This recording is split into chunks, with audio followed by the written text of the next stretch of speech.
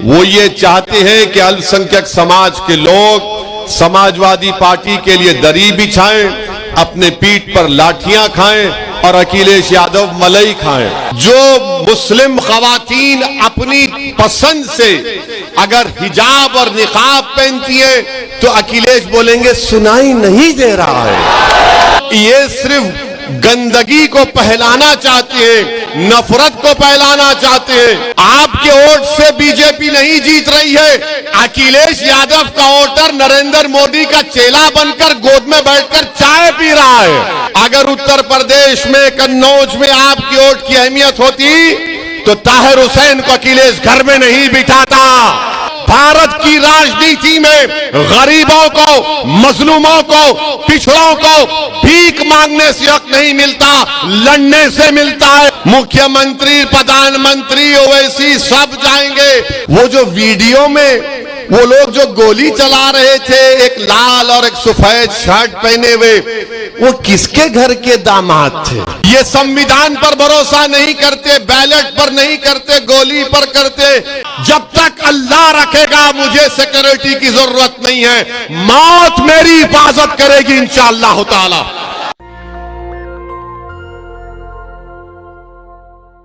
आज के इस मजलिस इत्तेहादुल मुस्लिमीन की जनसभा में आप शिरकत किए और इतनी बड़ी तादाद में आपका यहां पर जमा होना यकीनन इस बात का पैगाम देता है कि इंशाअल्लाह ताला कन्नौज की इस विधानसभा में एक नया इनकलाब लिखा जाएगा 20 तारीख को। और आप लोग अपने इत्तेहाद के जरिए और आप लोग भाईचारगी की बुनियाद पर एक होकर आप पतंग के निशान पर बटन दबाएंगे। मैं कन्नौज की जनता से ये कहने आया हूं कि हमने ये तय किया कि भागीदारी परिवर्तन मोर्चा को अगर उत्तर प्रदेश की जनता अपनी दुआओं, वोट और आशीर्वाद से नवाजती है तो इंशाअल्लाह ताला भागीदारी परिवर्तन मोर्चा का पहला मुख्यमंत्री होगा, उसका नाम होगा बाबू सिंह कुशवाहा इंशाअल्लाह ताला। हमने ये भी तय किया कि 3 डिप्टी चीफ मिनिस्टर रहेंगे, जिसमें एक अल्पसंख्यक समाज का मुसलमान और 2 अति पिछड़ा समाज के लोग होंगे। ये हमारी सामाजिक न्याय की लड़ाई को उसको अमली जामेनामा पहनाने की हमारी कोशिश है। तो मेरी आप तमाम से ये गुजारिश है कि आप 20 तारीख के दिन जब मतदान करने निकलेंगे तो जहां पर आपको भागीदारी परिवर्तन मोर्चा के प्रत्याशी का निशान नजर आएगा और जहां पर आपको मजलिस के प्रत्याशी उम्मीदवार का निशान पतंग नजर आएगा, आप वहां पर बटन दबाकर अपने इत्तेहाद की लड़ाई और अपने हिस्सेदारी की लड़ाई में आप अपना हिस्सा अदा करिए। मजलिस इत्तेहादुल मुस्लिमीन अगर उत्तर प्रदेश को आई है और ओवैसी आपके दरमियान में आया है तो मैं यहां पर सियासत या राजनीति के जरिए तिजारत या दौलत कमाने के लिए नहीं आया हूं। मैं अगर यहां पर आया हूं तो अल्लाह के फजलो करम से आया हूं। मैं यहां पर आता रहूंगा तो अहले दिल की दुआओं की वजह से आता रहूंगा और मेरे आने का मकसद यही है और यही रहेगा कि आपको नेता बनाया जाए, आपको अपना हिस्सा मिले। सामाजिक न्याय और हिस्सेदारी की जब बात ओवैसी और बाबू सिंह कुशवाहा करते हैं तो हमारा मानना यह है कि राजनीति में भी हमको अपना हिस्सा मिलना चाहिए, शिक्षा में भी मिलना चाहिए, नौकरियों में भी मिलना चाहिए और ठेकेदारी में भी मिलना चाहिए। मगर बीजेपी और सपा के लोग अल्पसंख्यक समाज और अति पिछड़ा समाज उनको हिस्सेदारी नहीं देना चाहते। वो ये चाहते हैं कि अल्पसंख्यक समाज के लोग समाजवादी पार्टी के लिए दरी बिछाएं, अपने पीठ पर लाठियां खाएं और अखिलेश यादव मलाई खाएं। ये अब नहीं होने वाला है। बीजेपी की सरकार सबका साथ, सबका विकास, सबका विश्वास ये चीखे मार मार कर कहती है, मगर बीजेपी के चीफ मिनिस्टर बाबा ने सिर्फ अपने ही समाज का साथ दिया, उत्तर प्रदेश में किसी और का साथ नहीं दिया। वैसे ही जब समाजवादी पार्टी की सरकार बनती है तो समाजवाद के नाम पर अखिलेश अपने परिवारवाद को आगे बढ़ाते हैं। इसीलिए आज आपके दरमियान में एक विकल्प है और मैं अल्लाह का शुक्र भी अदा करता हूं कि मुझे बताया गया कि हमारी जनसभा के लिए जब मालूम हुआ समाजवादी पार्टी के लोगों को कि ओवैसी और बाबू सिंह कुशवाहा आ रहे हैं, तो उन्होंने उन दो मुकामात पर हमको वहां पर जगह नहीं दी जनसभा करने के लिए।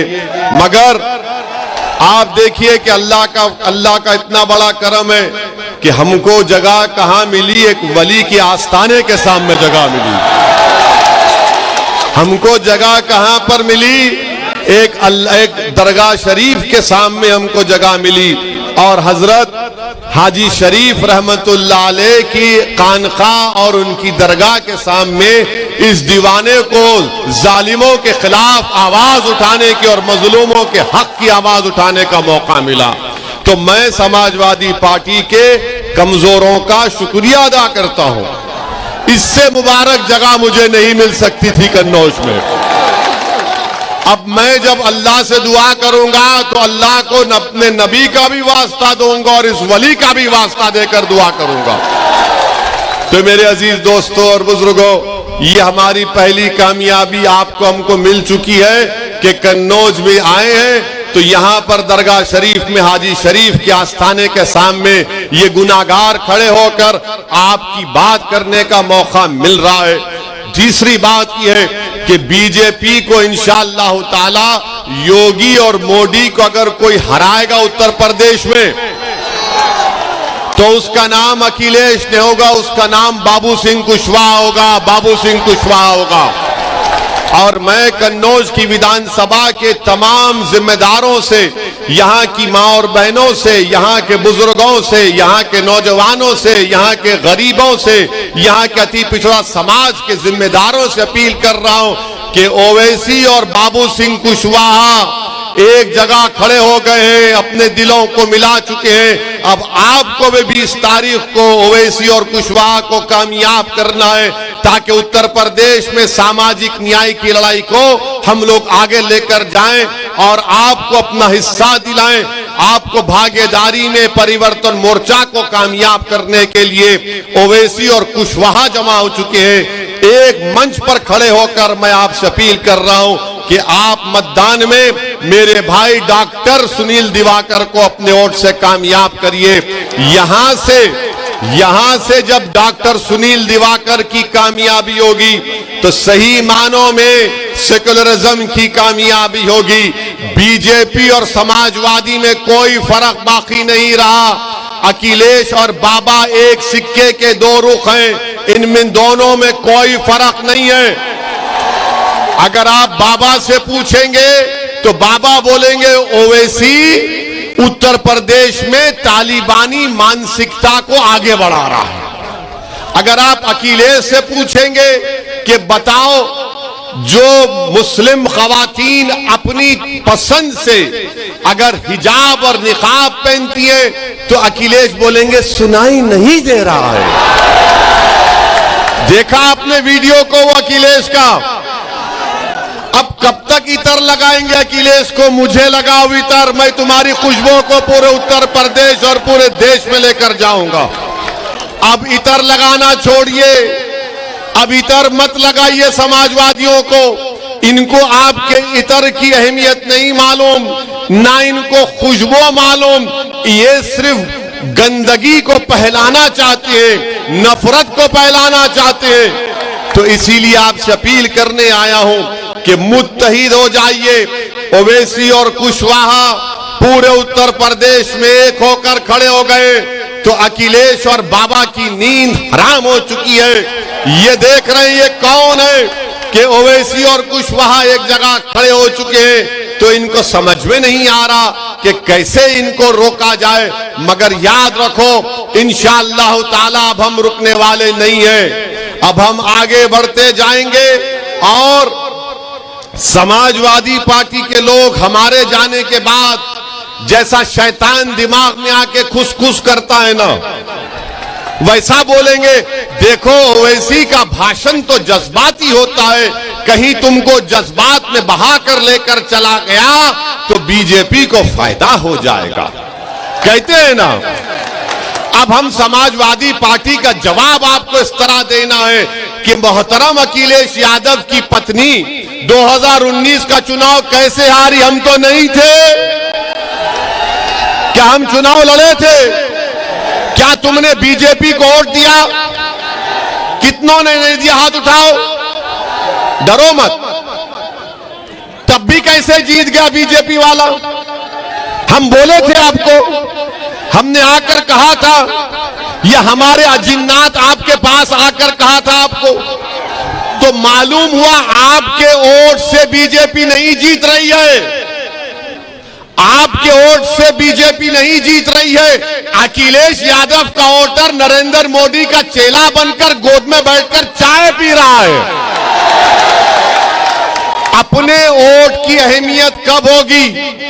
आपके वोट की अब उत्तर प्रदेश में अहमियत नहीं है।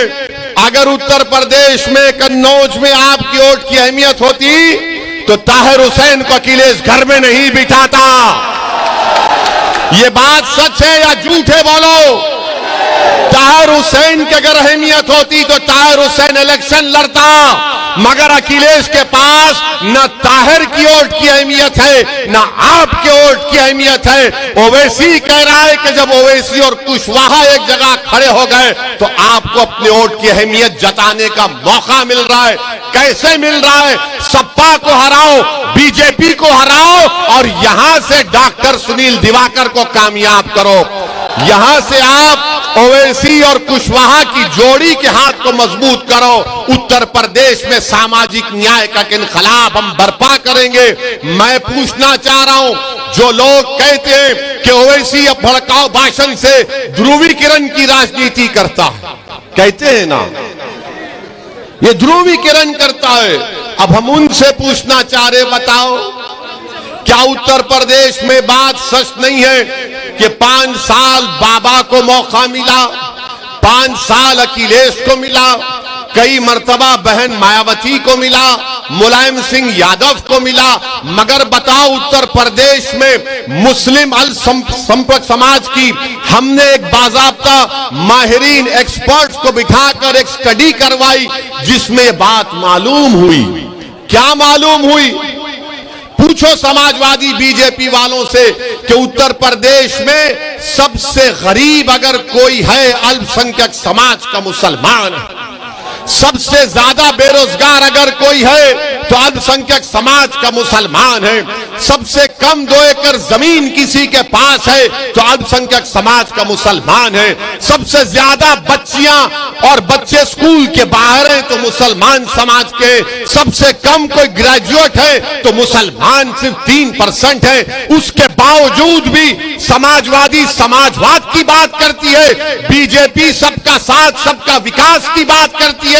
अरे बताओ, जब हमारे बच्चों को स्कूल नहीं है, हमारे बेटों को ग्रेजुएशन का मौका नहीं है, गरीबी में ज्यादा, बेरोजगारी में ज्यादा, तो कौन से समाजवाद और सबका साथ सबका विकास की बात बीजेपी और सपा करती है? मैं थालियां मारने के लिए नहीं कह रहा हूं, सोचने के लिए कह रहा हूं, ताकि जब आप इस जनसभा से उठकर जाएं तो इस दीवाने की बात का थोड़ा सोचो, फिक्र करो, अपने दिलों पर जोर डालो। याद रखो, भारत की राजनीति में गरीबों को, मजलूमों को, पिछड़ों को भीख मांगने से हक नहीं मिलता, लड़ने से मिलता है। और ओवैसी लड़ने के लिए तुम्हारे दरमियान में खड़ा है। क्या तुम मेरा साथ दोगे? क्या आप अपना साथ दोगे? ये आपकी लड़ाई है, मेरी लड़ाई नहीं है। मैं अपनी जिंदगी की फिक्र नहीं करता हूं, मेरी जिंदगी की कोई अहमियत नहीं है उत्तर प्रदेश के गरीब, कमजोर और मजलूमों के सामने। जालिमों ने गोलियां चलाई और यह समझा कि ओवैसी मर जाएगा, मगर जालिमों तुम फिर से चलाओ जब तक मेरा अल्लाह नहीं चाहेगा, जब तक जमीन और आसमान का बनाने वाला नहीं चाहेगा। तुम्हारी हजारों लाखों गोलियां मुझे छीन नहीं सकेगी। जिस दिन अल्लाह चाहेगा उस दिन दुनिया से सब जाएंगे। कोई नहीं बैठेगा यहां पर। मुख्यमंत्री, प्रधानमंत्री, ओवैसी सब जाएंगे, मगर जालिम ये समझा कि 4 राउंड गोली चलाने से आवाज खत्म हो जाएगी। हां, अगर ओवैसी मर भी जाता मगर तुम जिंदा रहते और तुमको मेरा पैगाम पूरे उत्तर प्रदेश में लेकर जाना पड़ेगा। क्या आप लेकर जाएंगे? क्या आप लड़ेंगे अपने हक के लिए? क्या आप मजलिस और भागीदारी परिवर्तन मोर्चा का साथ देंगे? मेरे अजीज दोस्तों और बुजुर्गों, 2 आखिरी बात। अभी आपने देखा कि हमको मीडिया ने बताया कि योगी सरकार के एक मंत्री ने हम पर गोली चलाने वालों के परिवार के पास जाकर उन्होंने एक बयान दिया कि ओवैसी पर जिन लोगों ने गोली चलाई उसकी तहकीकात होनी चाहिए। बाबा मित्रों, जरा ये तो बताइए, आपका मंत्री उनके परिवार के पास गया? वो जो वीडियो में वो लोग जो गोली चला रहे थे, एक लाल और एक सफेद शर्ट पहने हुए, वो किसके घर के दामाद थे? इतनी मोहब्बत इनको क्यों पैदा हो गई गोली चलाने वालों से? ये तो हमने कहा ये तो गोडसे की नाजायज औलाद है। ये संविधान पर भरोसा नहीं करते, बैलेट पर नहीं करते, गोली पर करते। तो बाबा ये बात अब मालूम हो चुकी है कि जिन्होंने हम पर गोली चलाई तुम्हारी सरकार का मंत्री जाकर उनकी तायीद कर रहा है। ये तुम्हारा माफिया राज से मुकाबला? सुन लो बीजेपी वालों, तुम तायीद करो गोलियां चलाने वालों की। हमने पार्लियामेंट में भारत की सबसे बड़ी पंचायत में खड़े होकर अल्लाह उसके रसूल को हाजिर नाजिर जानकर हमने कहा, जब तक असदुद्दीन ओवैसी जिंदा रहेगा, जब तक अल्लाह रखेगा, मुझे सिक्योरिटी की जरूरत नहीं है। मौत मेरी हिफाजत करेगी इंशाअल्लाह ताला। ये सरकार का मंत्री जाकर जो हम पर गोलियां चलाते हैं उनकी तायीद करता है, तो बाबा ये तो तुमको झूठा बोल रहा है, बीजेपी की सरकार को झूठा बोल रहा है। मेरे अजीज दोस्तों और बुजुर्गों, बीजेपी सिर्फ झूठ बोल सकती है। आपको याद होगा लखीमपुर खीरी में वो टेनी का बेटा अपनी जीभ से 4 लोगों को उनकी हत्या कर देता है, मगर वो मंत्री बरकरार है।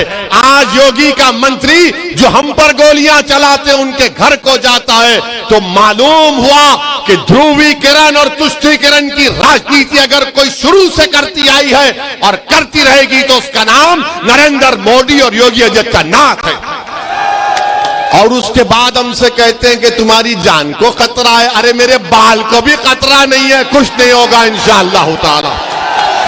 अल्लाह अपने नबी मोहम्मद मुस्तफा सल्लल्लाहु अलैहि वसल्लम के सदक़े में अल्लाह ने हमेशा हमको कामयाब किया, आज भी कामयाब करेगा।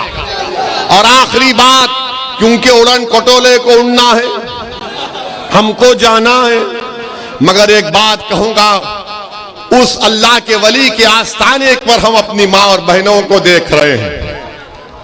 मैं उन मां और बहनों से बड़ी अदब के साथ कहना चाहूंगा कि जब आप 20 तारीख को जाएंगे मतदान करने के लिए, अगर आप हिजाब और निकाब पहनती हैं तो फख्र के साथ पहनकर जाइए, इसलिए कि आपका राइट टू चॉइस है, यह आपका फंडामेंटल राइट है, यह आपका अधिकार है। भारत का संविधान आपको इख्तियार देता है कि आप जो कपड़ा पहनना चाहे कपड़ा पहनिए, जो खाना चाहे खाइए। ये कौन कहता है? सुप्रीम कोर्ट का जजमेंट पुट्टू स्वामी कहता है। और सुन लो, जो ये समझ रहे हैं कि सर पर टोपी पहनने से और सर पर हिजाब या निकाब पहनने से हमारे दिमागे, हमारी अकल पर पर्दा पड़ जाता है, नहीं दीवानों, तुम्हारी अकल पर पर्दा पड़ गया, हम तो आगे आना चाहते हैं। और इसीलिए जब मैंने कहा कि मेरी ख्वाहिश और मेरा ख्वाब यह है कि शायद मेरी जिंदगी में मेरी ये ख्वाहिश पूरी ना हो, मगर जो मासूम बच्ची मेरी बेटी मेरी आवाज को सुन रही है, मैं उससे कहूंगा कि तुम्हें देश का प्रधानमंत्री बनेंगे इंशाअल्लाह ताला हिजाब पहनकर। तुम बनोगे तो इंशाअल्लाह ताला तुम आगे जाओगे। अरे आप इनको पढ़ने से रोक रहे और भारत के प्रधानमंत्री बोलते हैं कि पहले और दूसरे फेज के चुनाव में हमको मुस्लिम महिलाओं का वोट मिला। देश के प्रधानमंत्री जो बच्ची पढ़ना चाहती है, कॉलेज जाकर ताकतवर बनना चाहती है, अपना हक हासिल करना चाहती है, भारत देश को सुपर पावर बनाना चाहती है, आपकी सरकार उनको रोक रही है, उनको दबा रही है। इसका जवाब भी आपको मिलेगा। मगर प्रधानमंत्री लंबी लंबी छोड़ते हैं, आदत है उनकी। मेरे अजीज दोस्तों और बुजुर्गों, मेरी इज्जतदार माँ और बहनों, आप 20 तारीख के दिन बिला खौफ और बिला झिझक पूरे इत्मीनान और एतमाद के साथ भागीदारी परिवर्तन मोर्चा का साथ कीजिए। मजलिस-ए-इत्तेहादुल मुस्लिमीन के उम्मीदवार डॉक्टर सुनील दिवाकर को पतंग के निशान पर बटन दबाकर कामयाब करिए। क्या 20 तारीख को कन्नौज की फिजाओं में और आसमानों में क्या नजर आएगा? क्या नजर आएगा? हर जगह पर पतंग होगी, आसमानों पर पतंग होगी, आसमानों पर पतंग होगी। और आप हमारे लिए भी दुआ करिए कि अल्लाह हमको जब तक जिंदा रखे, अल्लाह हमको एक बहादुर के तौर पर जिंदा रखे, अल्लाह हमको कभी मौत का डर हमारे दिलो दिमाग में, हमारी नस्लों में पैदा ना हो। बल्कि मैं तो सलाम करता हूं आपको कि आप ही की दुआएं थी, हमारी माँ और बहनों की दुआएं थी, अहले दिल की दुआएं थी कि अल्लाह ने हम पर करम किया। पहली मर्तबा आया हूं, आखिरी मर्तबा नहीं आऊंगा, बार बार आता रहूंगा। क्या आप अपने घर में मुझे बिठाकर जगह देंगे? क्या आप मुझे अपने घर में बिठाकर आप मुझे अपने बेटे के तौर पर, अपने भाई के तौर पर मुझसे मोहब्बत करेंगे? मैं उत्तर प्रदेश को आया हूं तो तुम्हारे दिल में जगह पाने के लिए, और कोई मेरा मकसद नहीं है। और अल्लाह मेरी इस नीयत को जानता है। अल्लाह आपको सलामत रखे। बहुत बहुत शुक्रिया। 20 तारीख को मेरे भाई डॉक्टर सुनील को कामयाब करिए और एक अपनी हिस्सेदारी की लड़ाई में सदा करिए। अस्सलाम वालेकुम व रहमतुल्लाहि व बरकातुहू। नेशनल दस्तक की आपसे गुजारिश है कि अगर इसको बचाना चाहते हैं तो नेशनल दस्तक को सब्सक्राइब करने के लिए रेड कलर के सब्सक्राइब बटन को दबाएं, फिर बेल आइकन की घंटी दबाएं। नेशनल दस्तक को बचाने के लिए बहुत जरूरी है कि हर खबर को शेयर करें, लाइक करें, कमेंट जरूर करें।